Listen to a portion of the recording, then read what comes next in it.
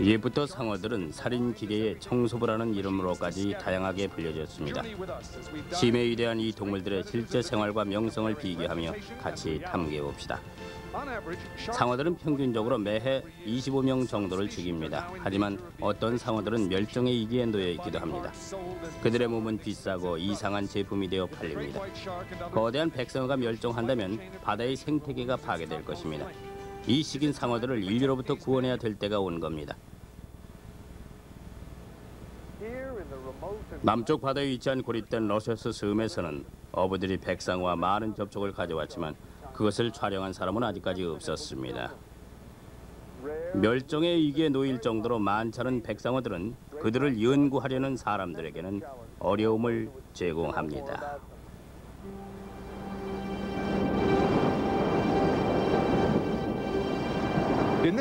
이렇듯 호주에선 고립된 지역에 있는 백상어들은 찾기가 어렵습니다.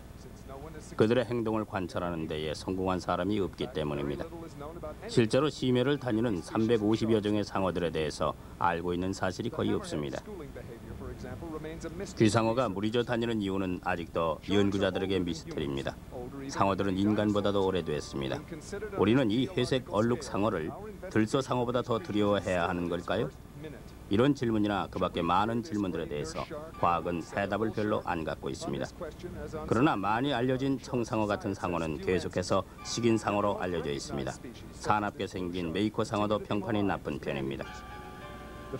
하지만 호주인들이 칭하는 화이트 포이터, 즉 백상어는 그동안 여러 차례 식인을 함으로써 기사도 많이 나서 다른 상어보다도 보도가 자주 나옵니다. 1974년에 내가 발표한 소설 조스와 거기에 바탕을 둔 영화는 사람들이 백상어에 초점을 맞추게 할 만한 이유를 제공했죠. 상어에 대한 히스테리는 어디에서도 점점 커져갔습니다. 그런데도 백상어의 놀라운 힘에 대해서는 그 어떤 초자연적인 게 느껴집니다. 하지만 호주인인 벨로리 테일러는 상어에 대한 다른 견해를 가지고 있었습니다. 그녀는 다니면서 상어들이 사람을 먹기 위해 돌아다니는 게 아니라고 말했죠.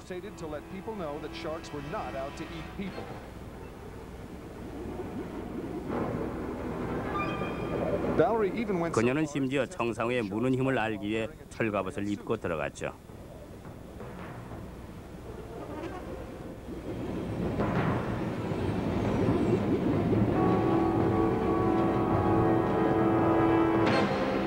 그녀는 수중 촬영 기사 스탠 워터맨 상어 연구의 선구자와 얘기를 나눴습니다.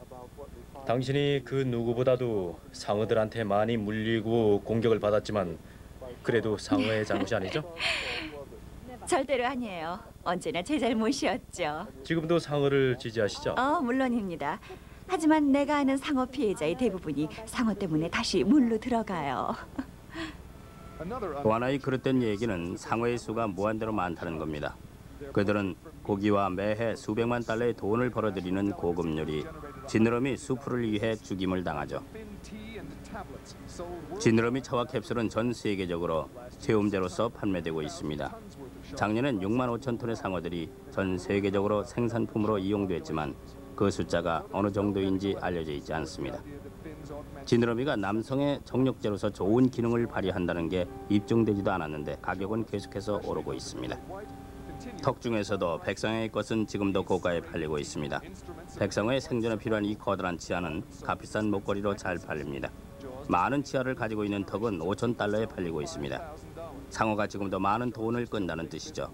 인류로부터 백상어를 구하는 건 결코 쉬운 일이 아닙니다. 벨로리 테일러의 남편 론도 상어에 대한 연구를 많이 하고 있는 사람입니다. 이 철장을 만든 사람은 백상어가 이걸 다 망가뜨릴 수 있다는 걸 못 믿더군요. 뭘로 만들어진 겁니까? 알루미늄은 아닌 것 같군요. 네, 철이에요. 특별히 만든 철이죠. 74년도에 썼던 것보다 훨씬 더 화려한 것 같군요. 그때는 단순한 형태였는데 그것보다도 훨씬 복잡해 보이는군요. 사진 찍을 공간이 훨씬 넓어서 카메라맨이 이젠 모서리를 돌 수가 있죠. 여기 이렇게요. 문도 쉽게 밀 수 있게 돼 있습니다. 철장이 안 보이게 밖으로 기대면서 깨끗하게 촬영할 수가 있어요. 상어를 따라다닐 수 있어서 정말 훌륭해요. 상어가 바짝 다가오면 문을 닫아버리면 되는 거군요. 네, 문을 닫아버리면 되죠. 배에는 냉동 참치, 마른 피와 말고기를 싣는데 백상어의 미끼입니다. 이 두 사람은 상어 랭글러라고 부르는데 계속해서 상어의 미끼를 관리하는 일을 합니다. 론과 벨로리는 촬영을 위해 이 철 우리를 만들었습니다. 백상어를 찾기 위한 준비가 거의 다 된 거였죠.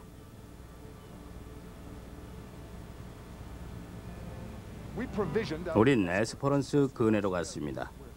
호주의 서쪽 부분이었습니다. 남극의 찬 조류가 큰 상어들이 서식하기에 알맞는 환경을 조성하는 곳입니다. 정백 돌고래가 에스퍼런스의 서쪽에 있는 르세 근처 펠리고까지 100마일가량을 함께 갔습니다. 얼마 안가 생선 내장과 참치기름 냄새가 60피트 되는 배 주위에서 진동하게 됐습니다. 선원들이 미끼를 처음으로 던졌습니다.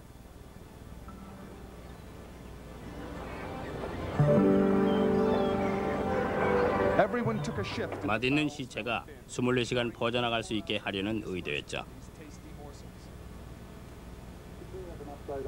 기상예보를 해주시겠어요? 회오리 바람을 동반한 태풍이 몇백 마일 근처를 지나간다는 응답이었죠. 그래서 높고 거센 파도가 될 거라는 얘기였습니다. 그런 복잡한 바다의 조류는 우리의 미끼를 흐트러지게 해서 상어를 유인할 수 없게 만든다는 뜻이었죠. 파도가 거친데도 우린 백상어의 추적을 계속했습니다. 폭우가 우리의 희망을 수그러지게 하고 있었지만 그래도 계속 미끼를 뿌리자는 결론이 내려졌습니다. 조류와 바람이 최대의 적이었습니다. 미끼를 흐트러지게 해서 상어가 배로 접근하지 못하게 만들고 있었습니다. 악조건이 우리에겐 많은 자유시간을 갖게 해줬습니다. 그래서 태양이 빛나는 호주의 동해안에 가고 싶은 마음을 갖게 했죠.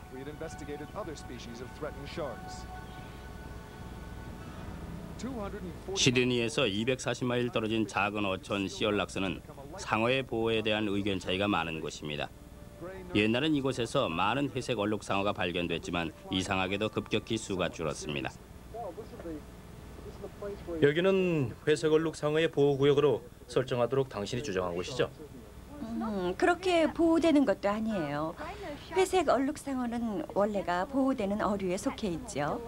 잡거나 죽이는 행위는 불법입니다. 그런데 불행히도 어부들이 꽤 잡고 있는 모양이에요.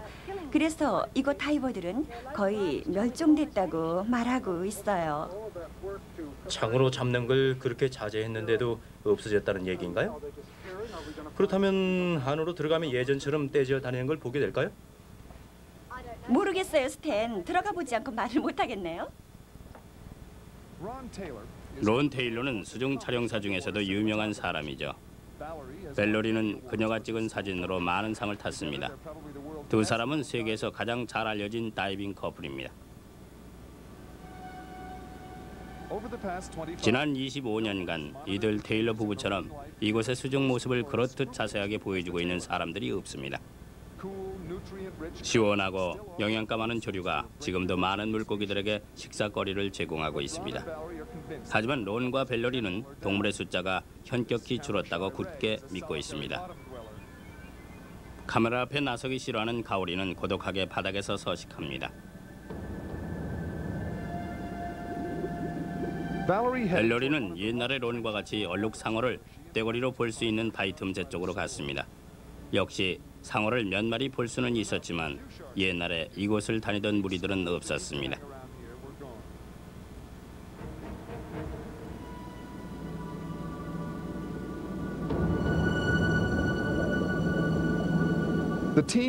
두 사람은 상어를 화나게 하거나 구석으로 모르는 일이 없도록 조심해야만 했습니다. 다른 큰 동물들처럼 회색 얼룩상어도 위협을 느끼면 공격을 합니다.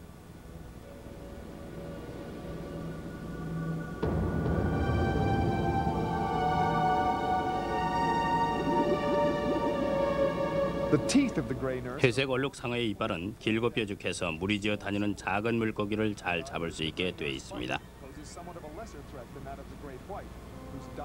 다이아몬드형으로 된 백상어의 이빨보다는 회색 얼룩상어의 이빨이 다이버들에게는 덜 위험한 것입니다. 백상어의 이빨은 살점을 잘 뜯어내게 돼 있습니다. 벨로리는 돌면서 사진을 찍은 다음에 상어가 가는 길을 방해하지 않도록 세심하게 신경을 썼습니다. 그때 벨로리는 상어의 입속에 있는 고리를 봤습니다. 상업적으로 하는 낚시의 흔적을 보여주는 것이었죠. 보호되고 있는 회색 얼룩 상어를 잡는 게 불법으로 되어 있긴 해도 이들은 다른 상어를 위해 만들어둔 미끼를 먹습니다. 그날 본 상어들 중 반 이상이 긴 낚싯줄 또는 고리를 입에 물고 헤엄쳐 다니고 있었습니다. 법적으로 낚시꾼들은 회색 얼룩 상어의 입에 걸린 고리를 풀어주게 됐지만 긴 낚싯줄과 싸우던 상어들은 쇼크받거나 지쳐서 죽는 경우가 많았습니다. 두 사람이 본 상어는 모두 7마리밖에는 안 됐습니다. 하지만 20년 전에는 회색 얼룩 상어를 너무 많이 봐서 셀 수가 없을 정도였습니다. 론 테일러가 옛날에 찍었던 필름이 그걸 입증해주고 있습니다. 회색 얼룩 상어의 숫자가 많았을 당시엔 낚시꾼들이 창으로 많이 잡았습니다. 그 당시에는 바닷속에 위험한 동물이 너무 많다고 믿었기 때문에 창 낚시가 권장됐습니다.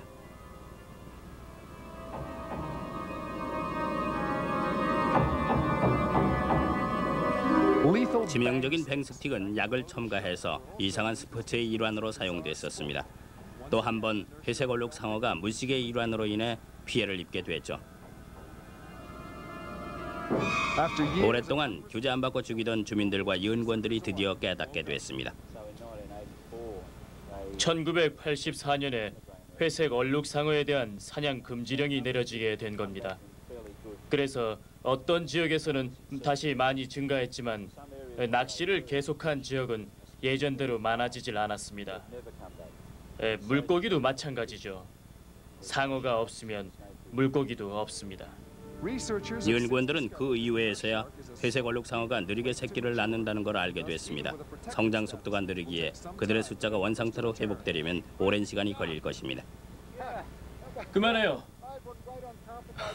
상어 한 마리가 내 코 바로 위에까지 올라와 있었어요. 난 당신을 뒤로 밀 뻔했어요. 멋진 연기를 보여주죠. 우리를 좋아하는 것 같긴 했지만 댄스에 데려갈 마음은 전혀 없어요. 당신과 같이 가지지도 않을 거예요. 당신 이빨 모양이 비뚤어졌어요.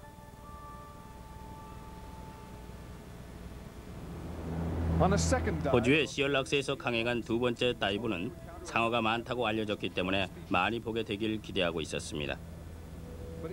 하지만 다른 물고기들이 더 환영을 해주려고 했죠. 방어 무리가 카메라 앞에서 헤엄쳐 다녔습니다.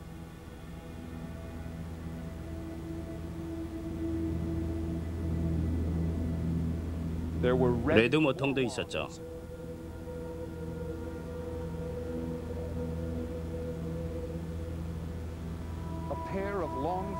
지느러미가 긴 베너피시 한 쌍도 있었습니다.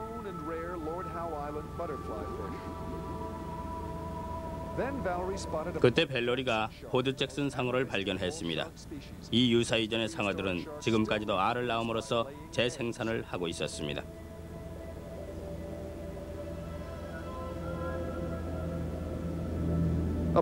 포테이토 코드는 쉽사리 겁을 먹진 않았습니다. 한때는 완전히 소멸할 정도로 많이 죽임을 당했었지만서도요. 워버공 상어를 잡을 수 있는 규격 낚싯줄은 이들과 다른 종류까지도 쉽게 숫자가 회복되지 않을 정도로 해치고 있을지도 모릅니다. 변장을 잘해서 천축 상어라고도 알려진 워버공 상어는 머리에 눈이 있습니다. 이번에도 다이버들은 예전보다 급 감소된 상어들을 다시 한번 확인하게 됐습니다. 워버공은 보호되어야 한다고 생각합니다. 왜냐하면 그들은 가장 생산적인 물고기의 하나인 바닷가재와 상관관계이기 때문입니다. 이 두 종류는 얕은 물에서 같이 서식하며 워버공이 바닷가재를 보호합니다. 워버공은 굶을지언정 바닷가재를 잡아먹진 않습니다. 둘이 계속해서 공생하고 있기 때문에 그 사슬을 끊게 되면 바닷가재도 타격을 입게 됩니다. 상어들을 위협하는 또 하나의 이유는 그들의 힘을 두려워한 사람들 때문입니다. 이 전복에서 비싼 살을 캐오는 다이버들은 전엔 거의 무의식적으로 공격받을까 봐 두려워한 나머지 상어들을 인정사정 없이 죽였습니다. 하지만 그들은 몇 년 전부터 특별히 만든 철 우리 안에서 심해를 돌아다니기 시작했죠. 동물이 아닌 사람을 가둔다는 아이러니는 바다에서의 인간의 역할을 재조명하도록 만듭니다. 더 이상 상어들이 죽기 전엔 상어의 숫자에 대한 연구가 너무나도 필요로 되는 때입니다. 이곳의 상어들은 수년간 인간의 변덕에 혹사된 나머지 불안정한 환경 속에서 살아야만 합니다. 변덕스럽고 쉽게 흥분하며 호전적인 워버공은 인간의 접근을 더 이상 쉽게 허락하지 않는 상어의 한 예입니다. 작사를 쓰는 사냥꾼, 잠수부, 그리고 낚시꾼들은 워버공의 신경을 날카롭게 만들었지만 워버공은 아직도 힘을 과시하기도 합니다. 강력한 이빨로 워버공은 자신의 불쾌함을 보여줍니다. 이제 다시 수면으로 올라갈 때가 됐습니다.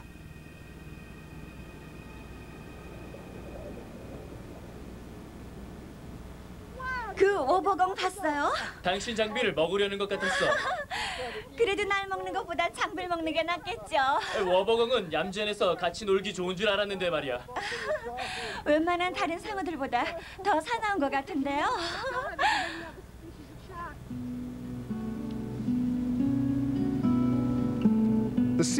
시올락스의 바위에 살던 물개들은 모두 사라졌고 모든 해양 생물은 고갈됐습니다.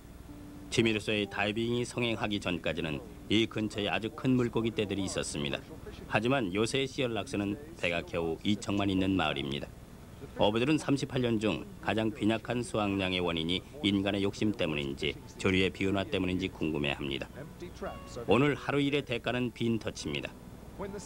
날씨가 험할 때에는 몇 안 남은 어부들이 그물로 동갈치를 잡아 동네에서 팝니다. 그들은 이곳에서 어업이 한창 행해졌을 때 어선들이 상어를 너무 많이 잡아들였다고 생각하지만 마을에서 제고령인 어부는 그 생각에 반대합니다. 사람들이 상어가 줄어드는 걸 상업적 어부의 짓이라고 많이 비난했지만 저희는 상어를 잡지 않아요. 돈을 받고 팔지도 못하는 걸 뭐하러 잡겠습니까? 사람들은 상어가 물속에서 제일 위험한 동물이라고 생각했기 때문에 죽은 상어를 제일 반가워했어요.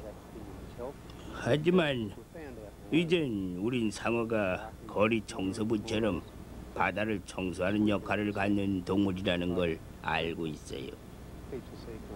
그래서 아직도 상어에 대한 경계심은 좀 남아있지만 대체적으로 놔두는 게 모두에게 유리합니다. 하지만 수억 년 동안 이곳에서 살아온 상어들은 여길 떠났어요. 그건 순전히 사람들이 전등을 들고 물속에 들어가서 사진을 찍고 상어들이 수억 년 동안 해온 생활을 방해했기 때문이라고 생각합니다. 상어의 감소의 원인에 대해서는 여러 사람들이 손가락질은 많이 하지만 정확한 이유는 알기 어렵습니다. 어부들은 잠수부들이 상어를 쫓아냈다고 하는데 아시다시피 그건 사실이 아니에요. 잠수부들은 이 멋진 물고기들을 그들의 자연 환경에서 볼 권리가 있죠. 정부나 어부 그리고 우리 모두를 포함한 모두의 공동 소유거든요. 그리고 그들이 사라지면 자연의 놀라운 요소가 사라지는 겁니다. 가장 큰 공포의 대상이 되는 백상어는 가장 덜 알려진 상어일지도 모릅니다. 백상어에 대한 야망에 찬 연구 프로젝트가 자크 쿠스톤의 아들인 장 미셀 쿠스토의 감독하에 행해지고 있습니다. 벨로리 테일러는 그의 배에 기꺼이 환영했습니다. 저희가 2년 전 여기에 처음 왔을 땐 그 누구도 아무것도 모르고 있다는 걸 발견했어요. 누가 한번 물린 얘기나 원주민 어부가 공격을 받았다는 얘기 등만 있었어요. 그들이 어디에 사는지, 얼마나 오랫동안 사는지, 또 철에 따라 이동을 하는지, 또 새끼는 몇 마리를 낳는지는 전혀 안 알려져 있었어요. 백상어들의 수나 크기가 계속 줄어들고 있는 것처럼 보이는데 그게 만약 사실이라면 이 지구상에서 두 세대에 걸친 모든 인간들이 멸종될 위기에 처해 있는 한 종을 고의적이고 계속적으로 죽이게 놔두면 안 됩니다. 비슷한 종이 남는다고 하더라도 우린 그렇게 할 권리가 없어요. 많은 사람들은 더 많은 과학과 연구를 원하지만 제 생각엔 과학과 연구도 다 좋지만 약간이라도 의심의 여지가 있을 땐 조물주 행사를 하면 안 됩니다. 그들은 보존해야 된다고 생각합니다. 백상어들은 거의 40살이 될 때까지는 번식을 안 합니다. 그래서 인간의 자제가 필요합니다. 호주 남단의 류세시 아키펠라코의 한류에서의 우리의 백상어 추적은 날씨의 변화로 새 국면을 맞이했습니다. 우린 드디어 효과적인 방법을 펼칠 수 있었습니다. 맑은 하늘 아래에서 물개들과 바다 표범들을 살펴보러 왔습니다. 그들은 백상어의 먹이의 주 요소입니다.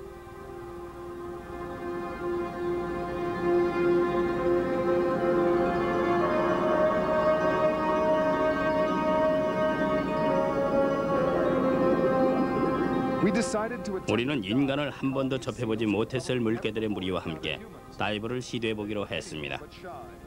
전혀 두려워하지 않았습니다.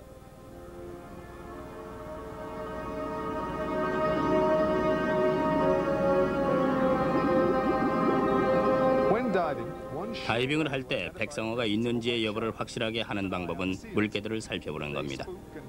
그들이 겁을 먹고 무트로 올라가면 백상어가 가까이 있다는 겁니다. 그것만 염두에 두면 편한 상태로 이들의 시호를 관람해도 되는 거죠.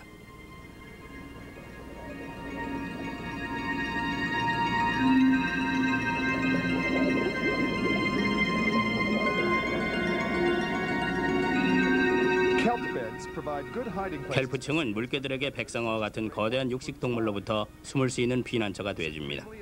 물개들은 어느 곳에도 개의치 않으며 위험에 대한 인식도 없습니다.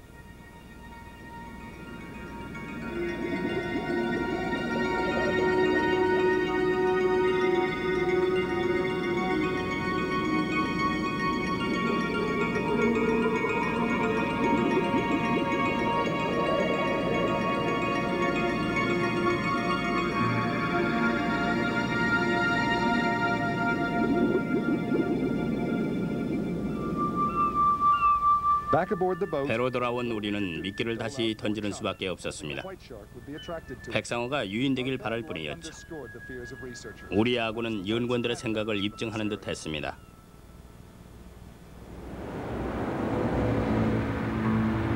불행히도 바람과 파도가 다시금 심해져서 우린 선실 안에 있어야 했고 스탠과 카드 게임을 해야 했습니다. 됐어요, 피터. 됐죠? 거대하고 키 큰 놈을 봤나요? 작은 놈만 봤어요. 77, 10과 잭 벨로인 것 같아요. 페어팔에 선두겠군요. 6, 7, 9 스트레이트 중 3장이네요. 괜찮군요. 4개 할게요. 그런데 성량이 모자라요? 10이 있었군요. 하나 안 줬으니까 2장이 더 필요하겠죠? 그러면 모든 게 바뀌겠어요. 클럽 또 숨긴 거 있어요? 도둑이에요. 내가 철창 안에 들어갈 때 두고 뭐해요? 마지막 날들이 다가올 때쯤에도 바다가 무척 거칠었습니다. 백상어를 봤지만 밤에만 나타났죠.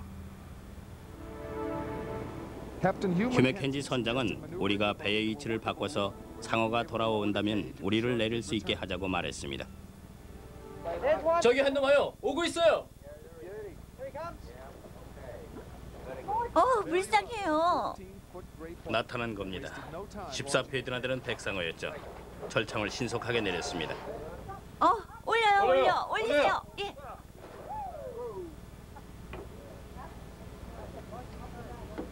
동물들마다 행동 양식이 다 다른 것 같은데 이것도 어딘가 행동한 특징이 있는 걸 발견했나요? 연기를 꽤 잘하는 것 같아요. 우리를 밤새 따라다니면서 배에 가깝게 오기로 했죠. 참치랑 고기를 잘게 잘라서 줬어요. 깊고 거친 바다에서 얕고 잔잔한 곳으로 유인했기 때문에 상어가 가까이 오길 바라고 있어요. 상어가 우리를 어떻게 볼 거라고 생각하세요? 한번 말해보세요. 상어는 우리를 어떤 것으로도 보고 있는 것 같지 않아요. 우리를 먹이로 보고 있진 않아요. 우리를 잡으려고 들어오는 건 아니니까요. 가끔 가다가 철장을 물긴 하지만 그 다음엔 뒤로 물러나요. 철의 느낌을 싫어하기 때문이죠. 원래 이런 식으로 물어요? 먼저 물어본 다음 하나요? 네, 대부분의 다이버들에겐 그렇게 하지만 시험 상어가 무는 게 치명적일 수도 있으니까요. 던져요, 존! 보세요.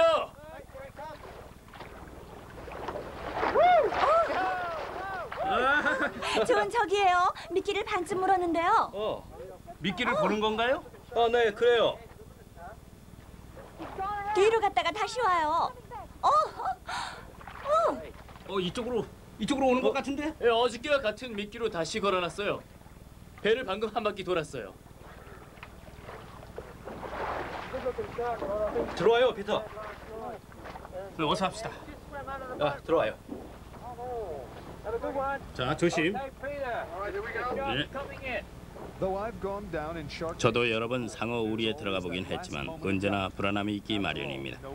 특히 이 지역에서는 촬영해 본 사람이 없었기 때문에 상어가 우리와 철창에 대해서 어떻게 반응할지 모를 일이었습니다.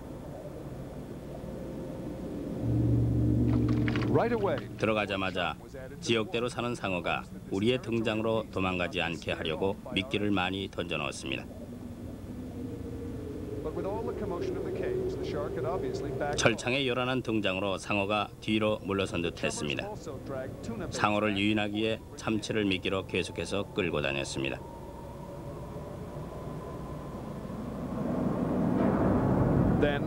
그때 거대한 백상어가 우리 쪽을 향해서 가까이 헤엄쳐 왔습니다. 상어가 처음엔 조심스럽게 움직였습니다.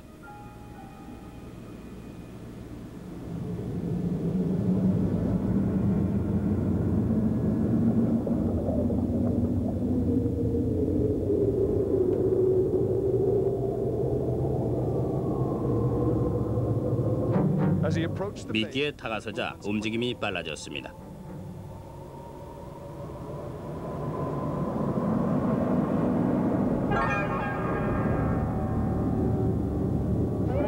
야, 올라온다. 와, 반이나 잘라 먹었어요. 대단한데?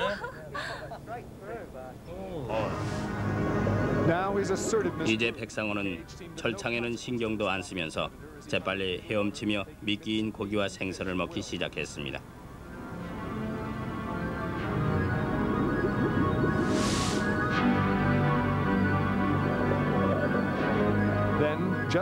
그때서야 존의 말대로 2,000파운드 되는 상어가 철창에 대해 관심을 갖기 시작했습니다. 그의 관심은 갑작스럽게 우리에게 다 집중되고 있었습니다. 백상어는 입, 코, 피부, 지느러미로 물체를 느끼기 때문에 가깝게 접근하는 게 피할 수 없는 일이 됐습니다. 우리는 상어가 너무 강하게 관심 갖지 않기를 기대하는 수밖에 없었습니다.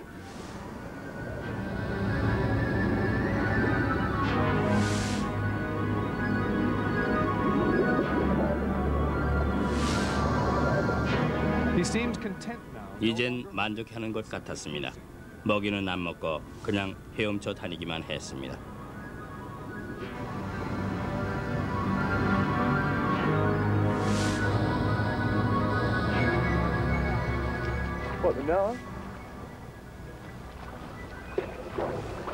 정말 괜찮아요? 멋진 동물이었어요. 정말 훌륭해요. 위험하기도 하죠.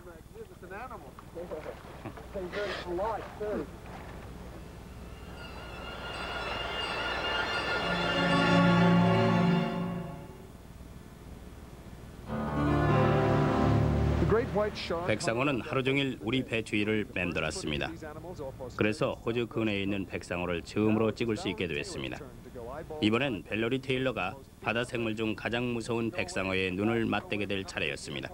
15-20분 간격으로 왔다 갔다 하는군요. 그래요? 그럼 20분 동안 기다려요. 조심해요.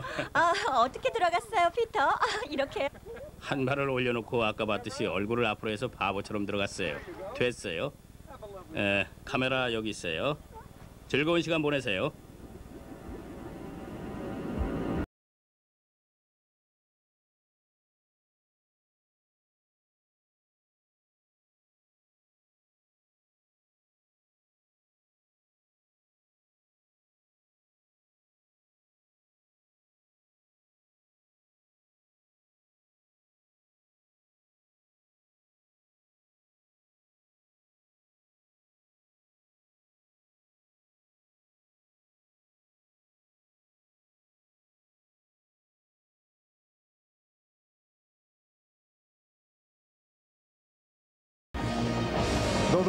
물이 참치 기름과 고기 등으로 더러워져 있긴 해도 상어가 가까이 오기만 하면 벨러리가 좋은 사진을 찍을 수 있습니다. 벨로리는 상어에 대한 겁이 없습니다. 좋은 사진을 위해서는 뭐든 합니다.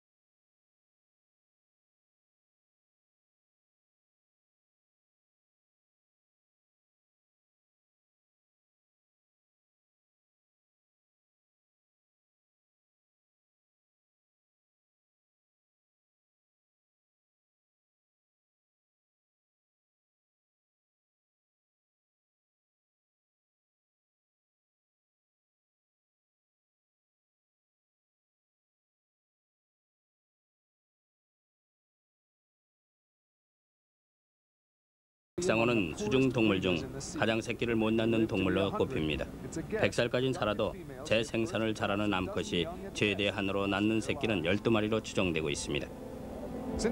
백상어는 혼자 다니기 때문에 추적하기도 어렵습니다. 그래서 데이터가 있어도 잘못된 정보일 확률이 높습니다.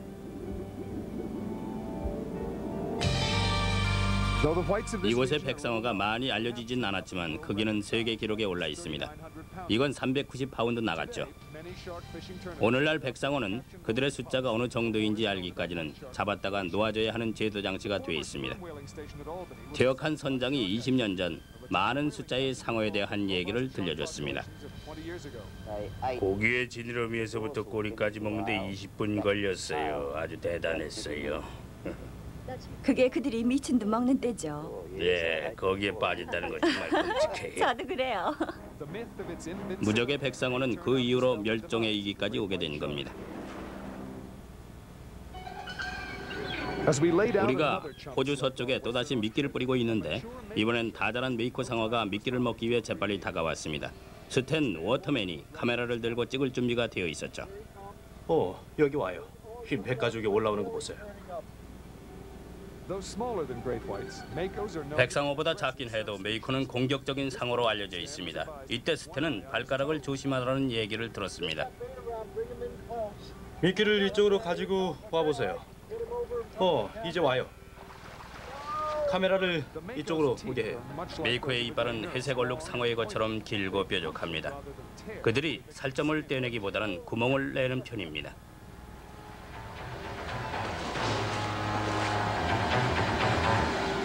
메이커나 그 밖에도 잘 먹는 상어는 전 세계적으로 양식되고 있습니다.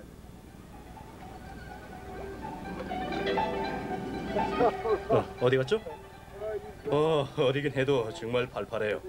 메이커만큼 팔팔한 건 없는 것 같지만요. 어땠어요, 스탠? 죽음해졌죠? 잡았으면 좋겠어요. 저기 와요. 저기 와요. 이리로 와요. 딴 데로 돌아갔어요. 다시 올 거예요. 참치예요. 네, 같은 거예요. 그럼 먹을 거예요? 오고 있어요. 내가 잡을까요? 가져가네요. 밧줄이 입에서 나와 있어요. 저번에 밧줄이 걸린 것 같군요. 밧줄이 있어요. 아까 도망간 놈인가 봐요. 상어 이끼일지도 모르죠. 지느러미 좀 보여요. 이쪽으로 오게 해요. 잠깐만요. 됐어요. 정말 멋지게 죽었어요. 훌륭합니다.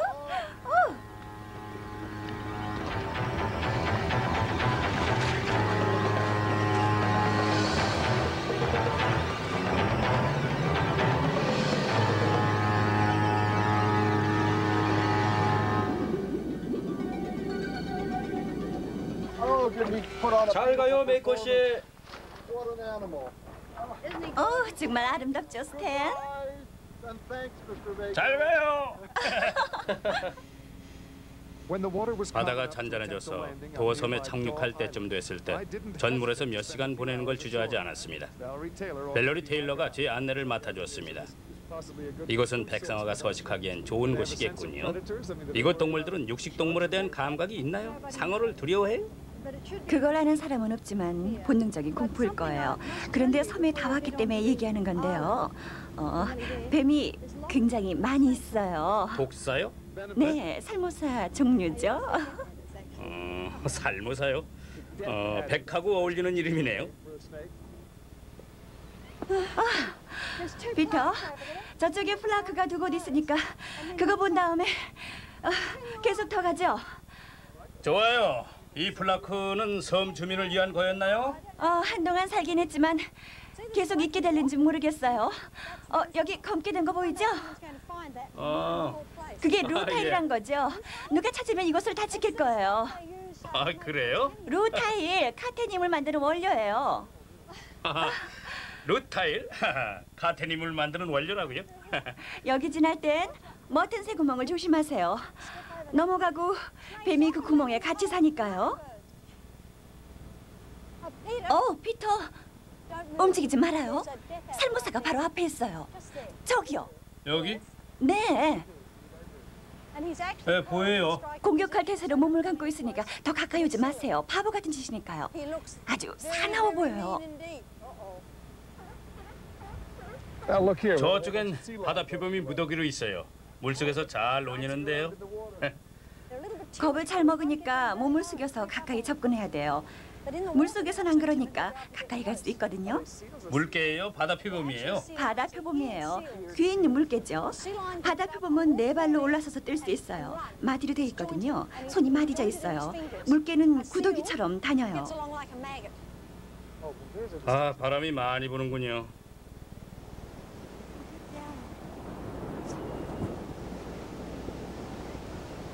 쌀쌀한데요?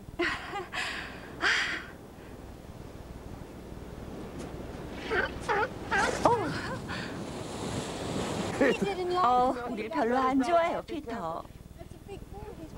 무리해서 쫓겨난 것 같은데요.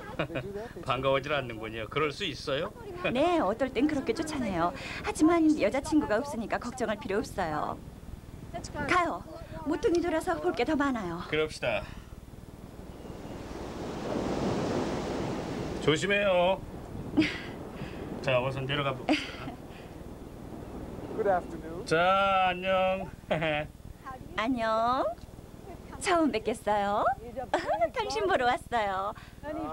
큰 애기인데 우리 앞에 있군요. 저놈이 앞으로 오면 난 이리로 올라가야 돼요. 알아요? 네? 여긴 혼자 떨어진 독신자들만 있나요? 네. 멋져요. 너무 늙은 것 같죠? 싸움에서 진 것 같아요.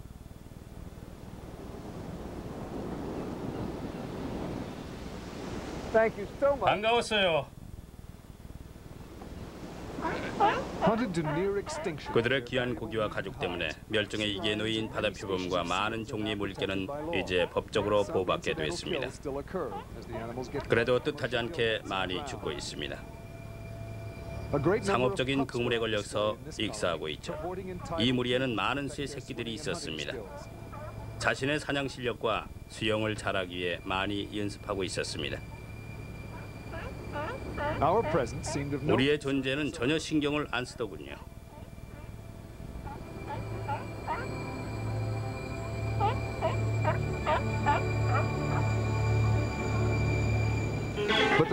하지만 백상어의 출현은 다릅니다.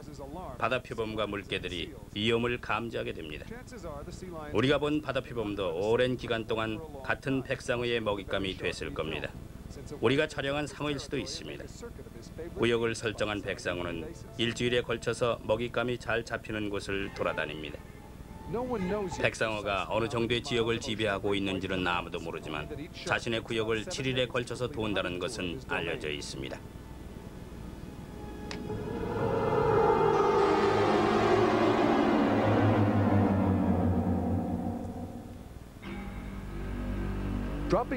호주 서부에 있는 알바니에서 우린 넥산으로 만든 상어 과거로 시험해 보기로 했습니다.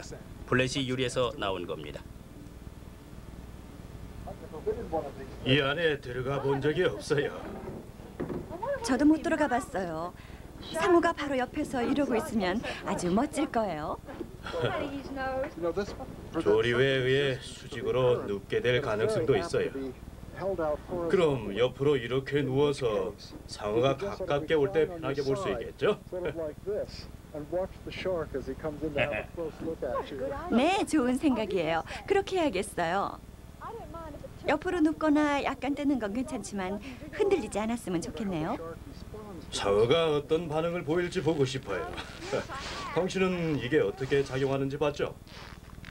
네, 엘시온에 있을 때 촬영된 것만 봤어요. 가장 멋진 광경이었죠. 다이버 중 스티브는 안에 들어가서 있었고 상어는 이렇게 있었죠. 이렇게요. 입과 지느러미는 이렇게 하고서 입으로 과학을 느끼고 있었어요. 스티브는 바로 앞에 있었고 렉삼만이 둘 사이에 있었거든요. 아주 환상적이었어요. 대단했겠군요. 상어가 곽을 안을 것 같았겠군요. 온몸으로 느끼고 있었어요. 정말 놀라웠어요. 보면서 너도나도 흥분됐죠. 입안까지 볼 수 있었겠군요. 우리 백상어도 그런 반응을 보였으면 좋겠어요. 됐어요? 살살 다뤄요. 자, 하나, 하나, 둘, 둘, 셋. 이렇게 됐어요.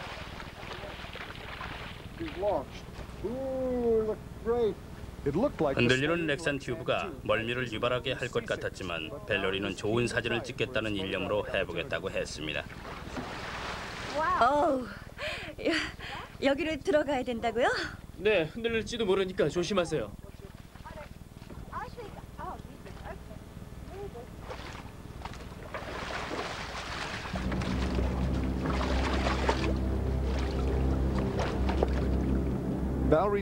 벨로리가 처음에는 흔들리는 걸 느꼈지만 사진 찍기에 너무 좋다고 금방 그걸 느낄 수 있었습니다.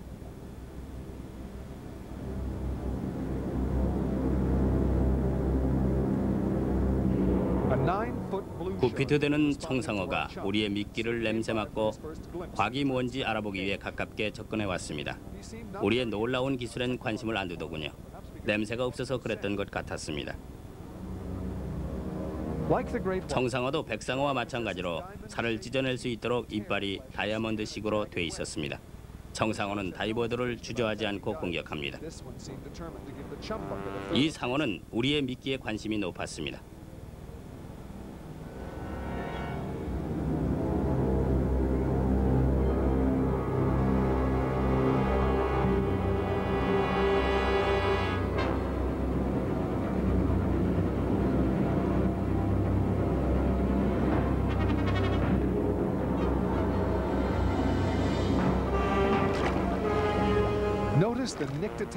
상어가 공격할 때 눈을 덮는 막을 잘 보십시오.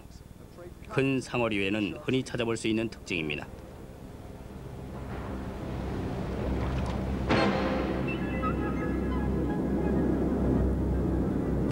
벨로리는 상어의 관심을 끄는 데에 어려움을 겪고 있었습니다.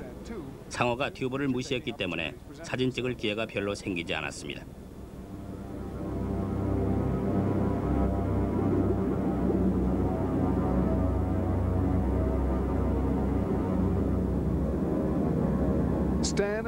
스탠과 테일러 부부는 청상어를 다루는 데 있어서 수십 년의 경력을 가지고 있습니다. 그래서 이 상어와는 그냥 대보기로 했습니다.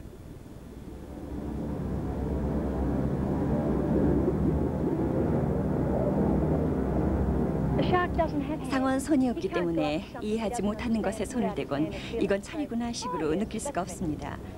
코나 윗입술 옆 또는 이빨로 느껴야 합니다. 이 상어는 코와 윗입술로 느끼고 있었지요.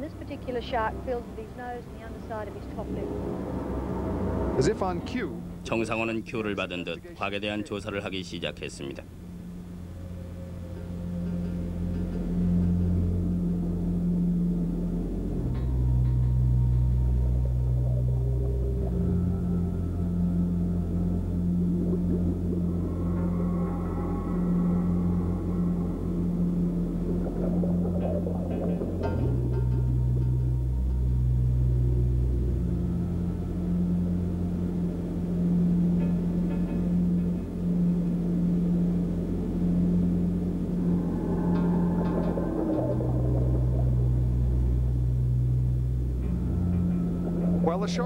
상어가 스텔한테 관심을 두는 동안에 벨로리는 곽에서 나와서 가까이 다가섰습니다. 저도 청상어한테 2번 물려봤어요. 2번 다 생선을 가지고 있었죠. 한 번은 다리를 물렸는데 보지도 못했어요. 누가 부딪히는 것 같아서 보니까 다리가 상어의 입속에 있더군요. 그들은 사람을 공격하는 걸로 알려져 있습니다. 보통 비행기 사고나 배 침몰에 의해 빠진 사람을 공격하지만 다른 상어와는 달리 몰려다니지 않아요. 조용하게 다가오는데 그들을 밀어낼 수도 있어요.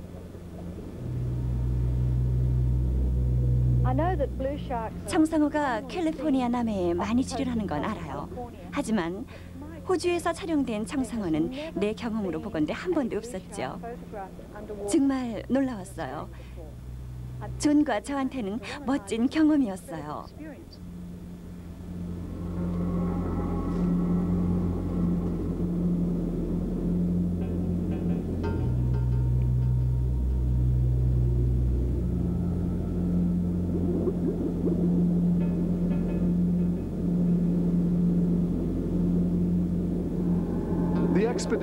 이번 탐험은 2가지의 멋진 영상을 보여주었습니다. 한 번은 호주 남서 해안에서 찍은 백상어의 촬영이었고 또 한 번은 놀라울 정도로 잘 참는 청상어의 모습이었습니다. 과학자들이 많은 상어들 중에서도 특히 백상어의 멸종에 대한 발표를 많이 하고 있는데 정말로 그러고 있는지 조사해봐야 된다고 생각하세요? 말씀해보세요. 옛날에 했어야 했던 거죠. 왜냐하면 거대한 육식동물이 있는데 급격히 사라지고 있지만 우린 이유에 대해 전혀 아는 게 없어요. 누군가 와서 연구할 때가 됐어요. 새끼를 얼마나 낳고 어디서 서식하는지 전혀 몰라요. 예전보다 수가 적어졌다는 것만 알 뿐이죠. 쉽게 찾지도 못하게 됐죠. 어디에도 없다는 얘기죠? 전체적으로 줄어들고 있으니까요. 전 세계적인 문제인 건 사실이에요. 마지막으로 아이러니를 말해보면 요즘 상어들은 우리의 질병을 없애는 데 도움을 주고 있습니다. 예를 들어서 상어는 암에 안 걸리기 때문에 항암제를 연구하는 데 도움이 되고 있습니다. 이제 우린 공포를 접어두고 상어가 바다에 있어서 중요한 역할을 한다는 걸 알아야 할 때입니다.